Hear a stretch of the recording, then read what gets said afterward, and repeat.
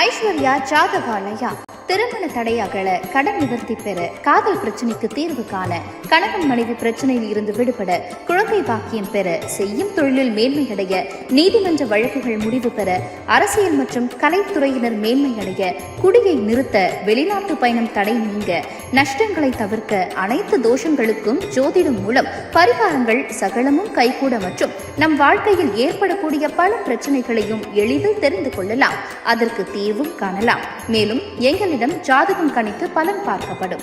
தொலைதூரத்தில் இருக்கும் அன்பர்கள் உலகில் எங்கு இருந்தாலும் ஆன்லைன் மூலமாக தொடர்பு கொண்டு ஆலோசனை பெற்று தீர்வு காணலாம்.